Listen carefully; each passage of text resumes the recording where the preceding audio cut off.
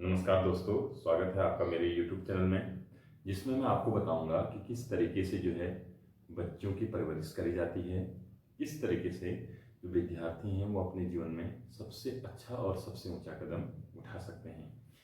तो ये जो शिक्षा आधारित है ये है आचार्य प्रशांत जी के शिक्षाओं पर आधारित है, जो कहीं ना कहीं वेदांत से ही आती है, उपनिषदों से आती है। ठीक है, तो इसमें मैं आपको एक अध्याय पढ़ाने वाला हूँ जो है विद्यार्थी जीवन पढ़ाई और मौज पुस्तक से। ठीक है, ये पुस्तक हर बच्चे को पढ़नी चाहिए, हर विद्यार्थी को पढ़नी चाहिए जो अपना जीवन सर्वश्रेष्ठ करना चाहता है, सबसे ऊंचा जीवन जीना चाहता है। अगर आप पेरेंट्स हैं तो एक बार थोड़ा सा ध्यान से मेरी बात सुन लीजिए। आप इन्वेस्ट करते हैं 100 रुपये भी आप बाजार जाके खर्च करते हैं तो आप सोचते हैं कि क्या खरीदें क्या ना खरीदें। 1000 रुपये भी आप खरीदारी के लिए ले जाते हैं तो आपको आंख बंद करके उन 1000 रुपये को आप ऐसे ही खर्च नहीं कर देते, सोचते हैं। लेकिन आपके जीवन में आपके बच्चे हैं तो उनका जीवन पे आप अगर बहुत ज़्यादा केंद्रित नहीं हैं, उनके जीवन को आप बहुत ज़्यादा वैल्यू नहीं देते हैं, उनको बहुत ज़्यादा टाइम नहीं देते हैं सही दिशा में, तो ये आपके लिए एक बहुत बड़ी गलती है। आपको ऐसा नहीं करना चाहिए और अपने बच्चों को दुनिया का सर्वश्रेष्ठ ज्ञान देना चाहिए ताकि उनकी ज़िंदगी तो अच्छी हो ही हो और उनकी वजह से आपकी ज़िंदगी में भी मधुरता आए, सरलता आए, है ना। चलिए शुरुआत करते हैं। तो विद्यार्थी जीवन पढ़ाई और मौज का हम आज एक ऐसा चैप्टर लेने वाले हैं जो बहुत ही महत्वपूर्ण है। मुझे लगता है कि वैसे तो सारे चैप्टर बहुत ज़्यादा महत्वपूर्ण हैं, लेकिन ये जो चैप्टर है ये जो है सबसे ज़्यादा महत्वपूर्ण मुझे लगता है। ठीक है ना, चलिए शुरुआत करते हैं। इस चैप्टर का जो टॉपिक है, जो चैप्टर का नाम है, मैं आपको बता दूं, दुनिया कीचड़ है तुम दाग मत लगने देना। आपको समझ में आ रहा होगा कि पाठ के अध्याय के चैप्टर के नाम से ही पता चल रहा है कि दुनिया कीचड़ है तुम दाग मत लगने देना। देखिए, हमारे बच्चे बहुत छोटे हैं, अभी विद्यार्थी अभी उतना बहुत कुछ नहीं जानते।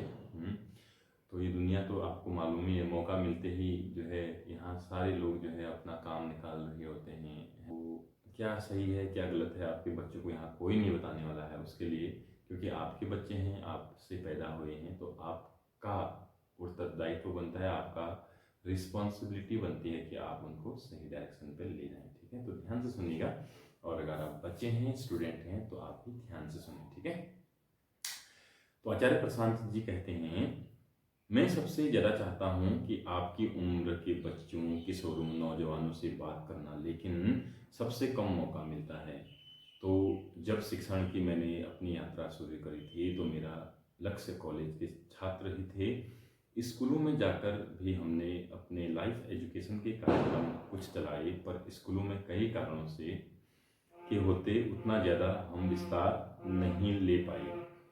तो जो काम था होलिस्टिक लाइफ एजुकेशन, समग्र जीवन शिक्षा का, वही काम जिसका परिणाम आप इन किताबों के रूप में यहाँ देख रहे हो, वो काम कॉलेजेस यूनिवर्सिटीज में आगे बढ़ गया काफ़ी, और वहाँ से आगे बढ़ते बढ़ते आज यहाँ तक पहुँच गया। स्कूलों में उतना ज़्यादा नहीं बढ़ा, लेकिन मेरा विश्वास हमेशा यही था कि ये चीज़ें 25 साल वालों से ज़्यादा, 18 साल वालों, 10 साल वालों, 12 साल वालों के लिए ज़्यादा ज़रूरी है और ज़्यादा इफ़ेक्टिव है, प्रभावी है, ज़्यादा कारगर है, ज़्यादा उपयोगी है। वो बच्चे जो अभी तक 9वीं में, 10वीं में, 12वीं में हैं, आप लोग किस क्लासेज में हैं विद्यार्थियों को पूछते हुए। एक्चुअली ये जो है आचार्य जी ने एक स्कूल में जाके ये कार्यक्रम किया था, तो वहाँ पर पूछ रहे हैं आचार्य जी, श्रोतागण बोलते हैं, जो बच्चे हैं वो बोलते हैं 10वीं, 8वीं और 12वीं के हैं। ठीक है,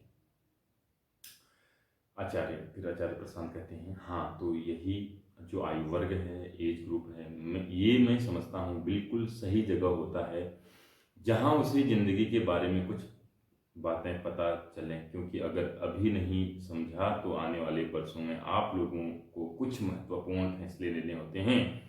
उन फैसलों में कई बार दिक्कत आ सकती है, गड़बड़ हो सकती है, तो मुझे तो बहुत अच्छा लग रहा है कि मैं आप लोगों से 8th क्लास से, 10th क्लास से, 11th 12th क्लास से जो भी आप लोग हैं, आप लोगों से रूबरू खड़ा हूँ, आप लोगों के से रूबरू खड़ा हूँ।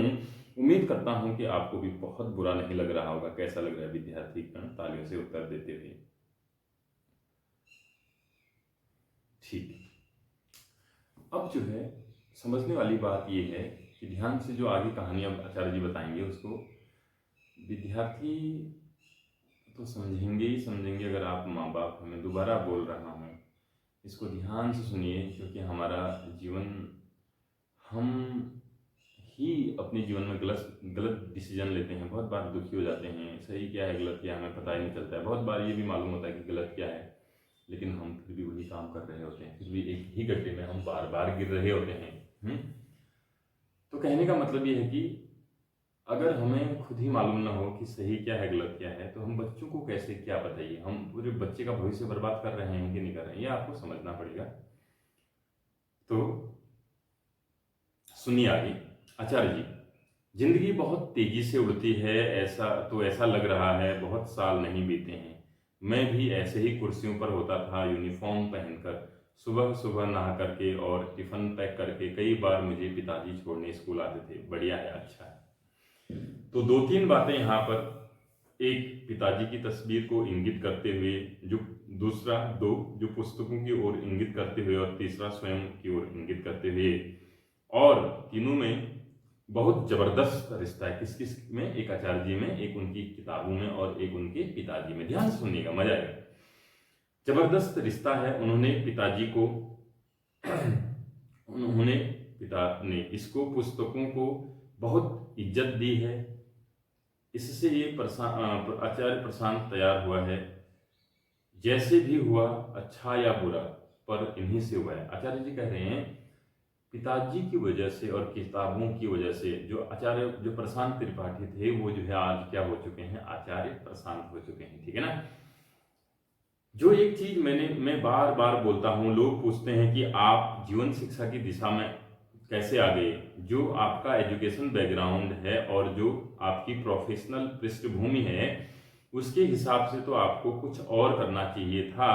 आप ये क्या कर रहे हैं? उसकी बड़ी खास वजह यह है कि मुझे दुनिया की बहुत सारी व्यर्थ चीजों से बचाकर रखा गया। ये वाली लाइन बहुत सारे बच्चों के लिए, सारे विद्यार्थियों के लिए, सारे पेरेंट्स के लिए ये सबसे जरूरी लाइन है। क्या कह रहे हैं आचार्य जी? सुनो। उसकी सबसे बड़ी खास वजह यह है कि मुझे दुनिया की बहुत सारी व्यर्थ चीजों से बचाकर रखा गया, अस्पर्शित रखा गया, इंसुलेटेड रखा गया, और उन चीजों की जगह मुझे किताबें दी गई बचपन से ही। इस वक्त जो मेरा अपना कमरा है जहां मैं रहता हूं, अच्छा आप लोग थोड़ा सा तुक्का लगाइए, गैस करिए, उसमें कितने किताबें होंगी? मेरे रूम में लगभग कितनी बुक्स होंगी? आचार्य जी बच्चों से पूछते हैं। बच्चे कहते हैं 100, 200, 500। आचार्य जी क्या? श्रोतागण, कुछ बच्चे कहते हैं 1000। फिर आचार्य जी कहते हैं मामला 1000 तक पहुंच गया। बाप रे, एक रूम में 1000 बुक्स, एक रूम में 500 हंसते हुए, है ना? एक कमरे के अंदर 500 किताबें कैसे आ सकती हैं? आ सकती हैं मुस्कुराते हुए। मेरे कमरे में इस वक्त भी 3000 किताबें। बताइए, अभी भी बचपन की बात नहीं कर रहा आचार्य जी के। आचार्य जी बचपन की बात नहीं कर रहे। बचपन में तो उन्होंने खूब सारी किताबें पढ़ी हैं, लेकिन अभी भी जब आचार्य जी 45 साल के हैं, अभी भी वो बोल रहे हैं कि मेरे रूम में, अपने खुद के एक कमरे में 3000 से ज्यादा किताबें हैं। विद्यार्थीगण तालियां बजाते हैं। और किताबों में 5 स्टॉक्स संग्रह मेरे कमरे के अंदर हैं, वो दीवारों पर लगे हुए हैं, और उनमें किताबें रहती हैं। जितनी दीवारें हैं, कमरा थोड़ा बड़ा है, पूरी दीवारें जितनी हैं उन पर किताबें ही किताबें लगी हुई हैं। और जब मेरे कमरे से आप बाहर निकलते हो तो जो गलियारा है उसमें भी किताबों की अलमारियां ही रखी हैं। तो एक तरह से मैं बच गया, मुझे बहुत बचा कर रखा गया, क्योंकि मन जो होता है ना, खासतौर पर आपकी उम्र में, जो बच्चों का उम्र होता है ना, लगभग 7-8 साल से लेकर 15, 16, 17, 18 साल तक का, है ना, खासतौर पर आपकी उम्र में वो बहुत उत्सुक होता है, क्यूरियस रहता है ना? क्योंकि जब आप बड़े हो रहे होते हैं, आप दुनिया के बारे में जानना चाहते हो, इसलिए हम इतनी सारी गॉसिप्स करते हैं एक दूसरे से। क्लास में टीचर्स डांटते हैं ना, you you there at the back keep quiet, तुम जो पीछे बैठे हो चुप रहो, आपको नहीं बोल रहा हूं, टीचर्स ऐसे बोलते हैं ना। श्रोता, हाँ आचार्य, तो हम क्लास के पीछे बैठकर या जब भी मौका मिले तो गॉसिप्स क्यों शुरू कर देते हैं? क्योंकि हमारे कान लगातार कुछ सुनने को आतुर हैं। कुछ बताओ, कुछ बताओ, कुछ भी बताओ, कुछ भी बताओ। और आमतौर पर हमें जो बताया जाता है वो बहुत काम का, बहुत वैल्यू का नहीं होता है। ना, इधर उधर के बहुत साधारण से और कई बार तो नुकसानदेह विषयों पर हम गॉसिप्स करते रहते हैं। मैंने भी करे हैं भाई। मैं जानता हूँ इसमें हमारी आपकी आपसी बात, हमारी आपकी आपस की बात है, उसमें कोई छुपा छुपी नहीं है। और इसको मन को जानने वालों ने एक स्पंज की तरह बोला है। पता है, जो मन को जानते हैं, जितने लोगों ने भी मन को जाना है, वो खुद आचार्य प्रशांत भी, वो कहते हैं कि जो मन है, यानी जो हमारा माइंड है, यानी हमारा दिमाग है ना, वह जो है क्या होता है, एक स्पंज की तरह होता है। स्पंज जानते हैं ना, जिसमें रुई टाइप, ये मान के चलिए रुई जैसा, है ना, स्पंज की तरह होता है। स्पंज क्या होता है, कई लोगों ने वॉशरूम वगैरह में देखा होगा। स्पंज होता है एक फोम का मटेरियल, जिसमें बहुत सारे क्या होते हैं, छेद होते हैं। तो उसको पानी वगैरह में डाल दो तो वो क्या करता है, पानी को एब्जॉर्ब यानी अवशोषित कर लेता है ना, ऐसा ही होता है।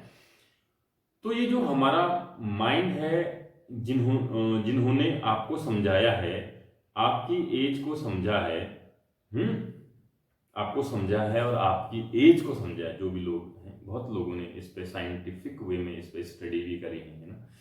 आपको समझा है, आपके मन को समझा है। ये स्पंज की तरह होता है, ये एब्जॉर्ब करता है। क्या करता है, मन केवल एब्जॉर्ब करता है। ध्यान सुना। अब मैं पूछ रहा हूं, बताओ स्पंज क्या एब्जॉर्ब करेगा? सिर्फ पानी करेगा? केवल पानी करेगा या कुछ और भी करेगा? बोलो, क्या एब्जॉर्ब करेगा? मान लो अगर मैं उसको कीचड़ में डाल दूं, तो अगर कीचड़ में डाल दूं तो क्या करेगा? बोलो। तो वो कीचड़ अब्जॉर्ब कर लेगा, कीचड़ को भी अवशोषित कर लेगा ना। ऐसा तो नहीं कि स्पंज है, बढ़िया सजा के रखा है हमने और उसको हम कीचड़ में डाल दें तो कीचड़ अब्जॉर्ब नहीं करता, ऐसा तो होगा नहीं। क्योंकि जो क्या है, कीचड़ है, स्पंज उसको भी क्या करेगा, एब्जॉर्ब करेगा। मैं उसको कैरोसिन ऑयल में डाल दूं, यानी मिट्टी का तेल डाल दूं, तो क्या करेगा श्रोतागण, उसको भी एब्जॉर्ब करेगा, है ना आचार्य। उसको जिस भी चीज में डाल दो वो अब्जॉर्ब करेगा। तो जब माइंड स्पंज जैसा हो तो बहुत जरूरी हो जाता है ना कि उसे गलत चीजों में न डाला जाए। अगर हमारा माइंड अगर कैसा है, एक स्पंज जैसा है, एक अवशोषक जैसा है ना, एक रुई जैसा है, तो बहुत जरूरी क्या हो जाता है कि उसको हर जगह न, उसको ऐसी चीजों में न डाला जाए जो बेकार चीजें, क्या करेगा, है ना, उसको भी एब्जॉर्ब कर लेगा, है ना। तो बहुत जरूरी हो जाता है कि उसको गलत चीजों में ना डाला जाए, क्योंकि वो ऐसा नहीं होगा कि तुम उसे डाल दोगे और बाहर निकालोगे तो वो एकदम फ्री हो जाएगा उस चीज से। नहीं नहीं नहीं, वो जिस चीज के कांटेक्ट में आएगा, जिस भी चीज के संपर्क में आ गया, उस चीज को वो फिर अपने अंदर ले लेगा। फिर भले ही तुम उसको उस चीज से अलग कर लो, लेकिन वो चीज अब उसके अंदर घुस गई है और ये बात बहुत खतरनाक हो सकती है ना। आपने बच्चों को यूं ही छोड़ रखा है, आप कह रहे हैं बच्चे खेलने गए हुए हैं, है ना, और वहां बच्चा क्या खेल रहा है, क्या सीख रहा है, आपको नहीं मालूम। और बच्चे का दिमाग क्या है, एक एब्जॉर्बर यानी अवशोषक, यानी एक स्पंज की तरह है। वो तो उसको अपने जीवन में उतारेगा, उसके बाद क्या करोगे? तो बच्चों का ध्यान बहुत अच्छे से देना है। तो इस चैप्टर में आचार्य जी ने एक लेख अलग से लिखा है, ध्यान से सुनना उसको। मन अवशोषक है, वो कुछ भी अवशोषित करेगा ही, वो तो अवशोषित करेगा ही, वो कुछ तो अवशोषित करेगा ही। अगर आप उसको अच्छी चीजें अवशोषित करने में व्यस्त नहीं रखोगे तो वो घटिया चीजों को अवशोषित कर लेगा। और मन जिस चीज को अवशोषित कर लेता है ना, वही आपकी या बच्चे की जिंदगी बन जाती है। चाहे ये बात बच्चों के लिए हो, बड़ों के लिए हो, बुजुर्गों के लिए हो, ये सब पे लागू होती है और बराबर लागू होती है। अगर मन जिस भी चीज को अवशोषित करता है, मन हमारा जीवन पूरा का पूरा वैसा बन जाता है। ठीक है, चलिए आगे बढ़ते हैं, ध्यान से सुनिएगा श्रोतागण। हाँ आचार्य, ये बात भी हो सकती है, सब कुछ इस पर निर्भर करता है कि आपने माइंड को किस चीज का संपर्क दिया है।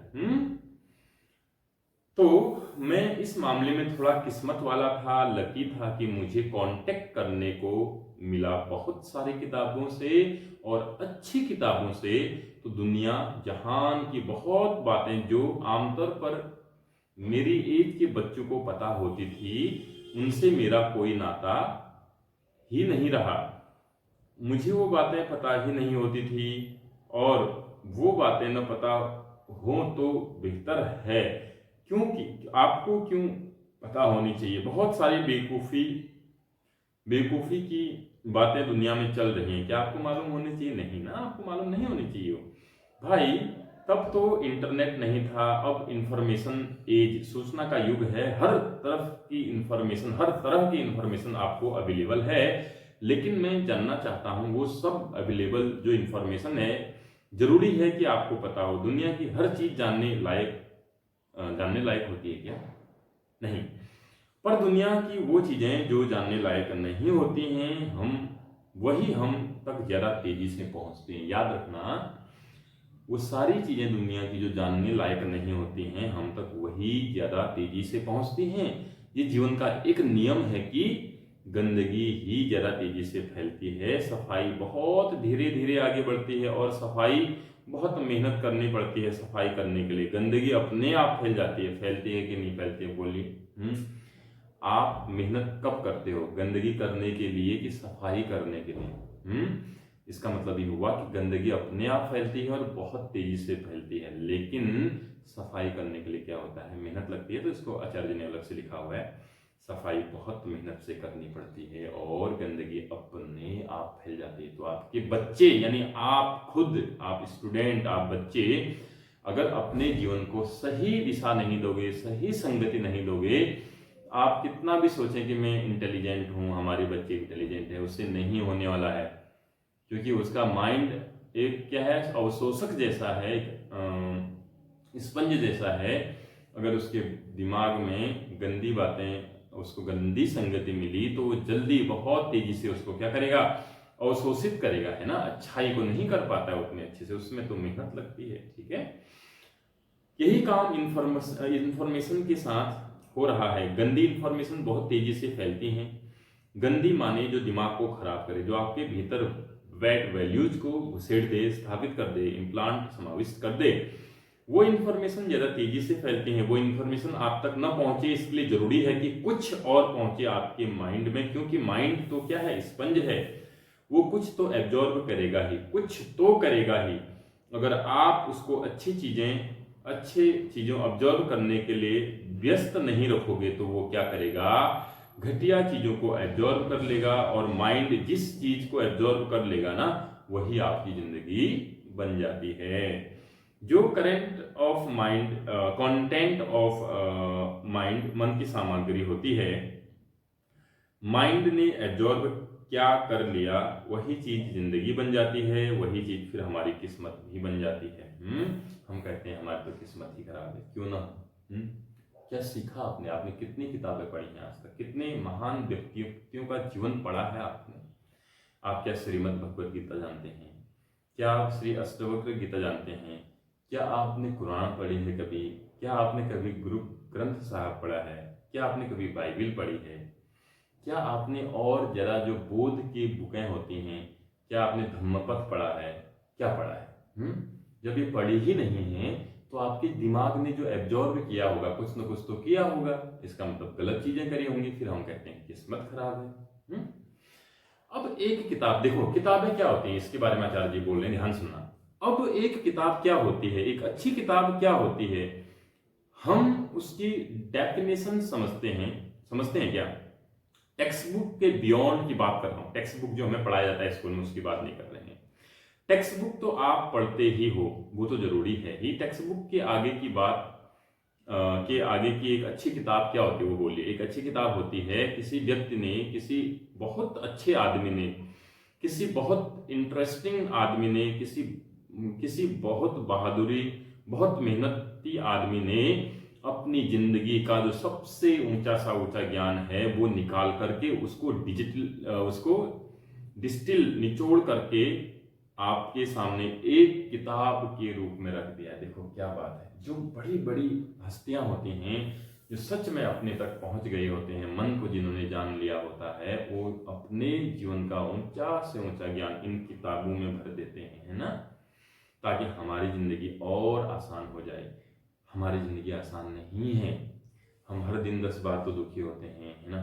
फिर उसके बाद अपने आप को बेवकूफ़ बनाने के लिए छोटी छोटी चीज़ों में हंसने लग जाते हैं, टीवी सीरियल देख के हंसने लग जाते हैं, रोने लग जाते हैं ना। हम अपने आप को बेवकूफ़ बना रहे हैं। नहीं चलेगा काम ऐसे, ठीक है।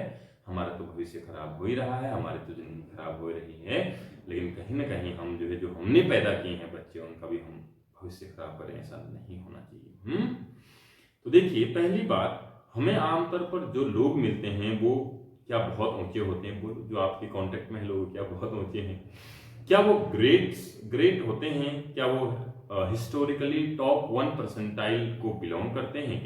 क्या वो ऐतिहासिक शीर्ष 1% में आते हैं? नहीं करते हैं ना। तो आमतौर पर हम बहुत एवरेज, कॉमन, मीडियोकर, साधारण, औसत लोगों से मिला करते हैं। और अगर साधारण मीडियोकर लोगों से ही मिलते रहोगे तो स्पंज क्या एब्जॉर्ब कर लेगा? मीडियोकरिटी और साधारणताएं, राइट। आप कॉमन ही बनकर जीना चाहते हो क्या? आप तो निखरकर सामने आना चाहते हो ना। आप असाधारण होना चाहते हो, टॉप सीट्स पर जाना चाहते हो, आप आकाश की ऊंचाई छूना चाहते हो। तो हमें कॉमन, साधारणता से बहुत बचकर चलना पड़ता है। साधारणता को जितना छूओगे उतना ही साधारण आपके अंदर उतनी ही घुस जाएगी। साधारणता से ऐसे बचना पड़ता है जैसे जहर से बचा जाता है। समझ में आ रही है बात? और उससे बच नहीं पाओगे ये कहकर कि नहीं नहीं नहीं, जो नॉर्मल लोग हैं, मीडियोकर लोग हैं, मैं उनसे बात नहीं करता। आपको ये करना पड़ेगा कि जो ऊंचे लोग हैं आप उनसे बात करो, ठीक है। आप अगर ये भी कह रहे हैं जो साधारण लोग हैं मैं उनसे बात नहीं करता, बात इससे भी नहीं बनेगी ना। आपको ये करना पड़ेगा, जो ऊंचे लोग हैं उनकी संगति लेनी पड़ेगी आपको, क्योंकि माइंड क्या है? स्पंज है। अब ठीक है, अब ऊंचे लोग बहुत ज्यादा होते तो नहीं दुनिया में, सबसे बड़ी प्रॉब्लम तो यही। आप सोच रहे हैं कि अगर किसी सचमुच बहुत अच्छे आदमी से मिलना चाहते हो तो कितनी तकलीफें आएंगी ना। पहली बात तो हो सकता है कि वो आपसे 100-200 किलोमीटर के दायरे में रहता ही ना हो सकता है आपके 100 किलोमीटर के रेडियस में ऐसे लोग जो सचमुच मिलने योग्य हैं, ऐसे हों ही शायद 10-5 जिंदा लोग, या हो ही ना। अगर वो होंगे भी तो उनसे मिलना कितना मुश्किल होगा, बहुत मुश्किल होगा। अपॉइंटमेंट नहीं मिलेगी, बहुत तकलीफें होंगी, क्या करोगे? अब ये किताब क्या होती है कि हिस्ट्री में जो आज तक अच्छे से अच्छे लोग हुए हैं, उन्होंने अपनी जिंदगी का जो पूरा जूस है, पूरा जो नेक्टर, अमृत है, जो रस है, वो पूरा उन्होंने निचोड़ करके आपको बस एक किताब में डालकर दे दिया है। हमें एक थोड़ी सी भी पर्सनालिटी हो जाती है तो अपने आप को ऊंचा बोलती है। अच्छा ठीक है, उन्होंने डाल दिया है। सोचिए ये कितनी जबरदस्त, कितनी खास, कितनी एक्स्ट्रा ऑर्डिनरी बात है कि हमें एक कोई थोड़ी सी भी पर्सनालिटी हो जाती है जो अपने आप को ऊंचा बोलती है। थोड़ी से भी, तो हमें उससे मिलने में भी बहुत तकलीफें आती हैं ना, आती हैं कि नहीं आती हैं। लेकिन जो हिस्टोरिकली ग्रेट पर्सनालिटी हैं, उससे आप ऐसे मिल सकते हो। कैसे मिल सकते हो? ऐसे कैसे? बस उसकी किताब खोलनी है और इसी में उसकी ग्रेटनेस और महानता की, वो अपनी जिंदगी में जो कुछ भी अच्छे से अच्छा, बढ़िया से बढ़िया, महान से महान हो सकता था, उसको वो आपको देकर चला गया है एक किताब की शक्ल में। ये लो बेटा, पढ़ो। कितनी गजब बात है ना। वो चाहते तो उन्होंने तो अपना जीवन जी ही लिया था, बहुत अच्छा जीवन जी लिया था। वो चाहते तो चले जा सकते थे बिना उसको, है ना, लेकिन वो चाहते हैं कि हर इंसान एक अच्छा और ऊंचा और बढ़िया जीवन जिए, जिसके लिए वो जो है क्या करते हैं, किताबें छोड़ जाते हैं। ठीक है, अभी तो ये हाल है कि जिनको हम सेलिब्रिटी बोलते हैं, बहुत साधारण सा कोई सेलिब्रिटी हो, मान लो बस कोई टीवी एक्टर हो या लोकल लेवल का पॉलिटिशियन, उससे भी मिलने के लिए एक एक महीने का अपॉइंटमेंट लग जाता है। लगता है कि नहीं लगता है? कई बार तो उनके पास जाओगे, बोलोगे हेलो सर, वो जवाब भी ना दें। लोगों को कहीं दिख जाते हैं, आपने देखा होगा, लोग उनके पास जाते हैं कैमरा लेकर के, आप कि आपसे सेल्फी लेनी है तो न्यूज आती है कि उन्होंने कैमरा फेंक दिया। ये सब होता है कि नहीं होता है? बोलिए, होता है कि नहीं होता है? तो करना क्या है फिर, आप बताइए। तो हमने जो है, जो अपना माइंड है उसको बहुत अच्छी चीज़ों में लगाना है। ठीक है, और अगर आप उसको अच्छी चीज़ों में लगाएंगे तो आपका जीवन क्या रहेगा, बहुत अच्छा हो जाएगा। धीरे धीरे धीरे धीरे होती है। मेहनत का कोई विकल्प नहीं होता। अगर आप सोच रहे हैं बिना मेहनत करे आप आगे बढ़ जाएंगे और बच्चों का भरोसा, बच्चों का भविष्य आप अच्छा कर देंगे, ऐसा नहीं हो सकता। आपको ऊंची किताबें पढ़नी पड़ेंगी, बच्चों को भी ऊंची किताबें पढ़नी पड़ेंगी। ठीक है, बहुत सारी बुक्स ऐसे होते हैं जो बहुत सरल भाषा में आपके लिए लिखी जाती हैं। उनकी कॉस्ट भी नहीं होती है, बहुत कम, 100-200 रुपये में, 300 रुपये में, ज़्यादा से ज़्यादा। बहुत मोटी भी बुक होगी 400-500 रुपये में आपको मिल जाती है। अब सोचिए कितनी गजब की बात है। मैं आपको एक बुक दिखाऊंगा, अभी मेरे पास यहाँ पे नहीं है। उपनिषद है, जो हिंदू धर्म में जो उपनिषद संग्रह है, 11 उपनिषद का संग्रह है। इतनी मोटी बुक है, 400-500 के रुपये की वो बुक है। पूरा उपनिषदों का सार, पूरा वेदांत उनके अंदर है। जो जीवन की सबसे बड़ी शिक्षा है वो 500 में, क्योंकि वो चाहते हैं लोग कि वो आप तक बस पहुंचे, आप अच्छा जीवन जियो। सबको, जब कोई जान लेता है सही चीजों को, तो वो चाहता है कि सब अच्छा जीवन जिए। फिर स्वार्थ जैसा कोई निष्काम कर्म योग होने लगता है, स्वार्थ नहीं बचता है उसके बाद। ठीक है, बस आप अभी स्वार्थी हो जाइए, थोड़ा अपनी जिंदगी के बारे में सोचना शुरू करो, लोगों से थोड़ा कटना शुरू करो, जो अच्छी बुक्स हैं उनके पीछे पढ़ना शुरू करो। मैं रिकमेंड करता हूं आपको कि आपने ये बुक एक बार पढ़ ली, आपका पूरा जीवन सही हो जाएगा। क्यों ना अपना जीवन सही करें हम। एक छोटी सी बुक है बच्चों, अगर आप इसको पढ़ते हो तो hardly it will take 1 week. अगर आप इसको सही 2-3 घंटा भी हर दिन देते हो तो एक हफ्ते में खत्म हो जाएगी बुक।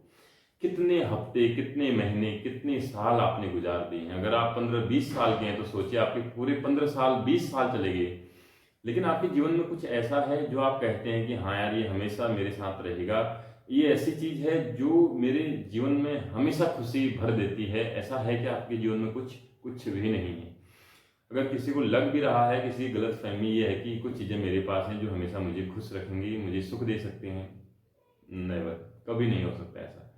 आपके पास अगर दुनिया का सबसे ऊंचा ज्ञान नहीं है, आपके पास आप स्वयं खुद नहीं हो, तो ये कभी हो ही नहीं सकता है। तो मैं इसको बच्चों आपको रिकमेंड कर रहा हूँ। अपना जीवन, अगर ऊंचा से ऊंचा जीवन की तरफ आपको बढ़ना है तो प्लीज रिक्वेस्ट कर रहा हूँ बच्चों, इस बुक को पढ़िए। ये बुक आपके जीवन को बदल देगा। अगर आप एक सही विद्यार्थी बन गए तो ये आप सही जिम्मेदार नागरिक बनेंगे कल के दिन। स्वामी विवेकानंद कहते थे, मुट्ठी भर लोग चाहिए मुझे स्वामी विवेकानंद जैसे, पूरी दुनिया की तस्वीर बदल के रख दूंगा। बदलिए ना बच्चों, मौका है आपके पास, अपने आप को बदलिए आप। कठिन है क्योंकि फालतू की चीजें ही सरल होती हैं, अच्छी चीजें थोड़ा कठिनाई से आती हैं। कोई बात नहीं, मेहनत करना सीखिए, सही चीजों में मेहनत करना सीखिए। ठीक है, तो ये बुक है, आप इसको पढ़िए बच्चों। ठीक है, अगर वीडियो पसंद आया हो तो अपने दोस्तों के साथ शेयर जरूर करना, उनकी जिंदगी अच्छी हो।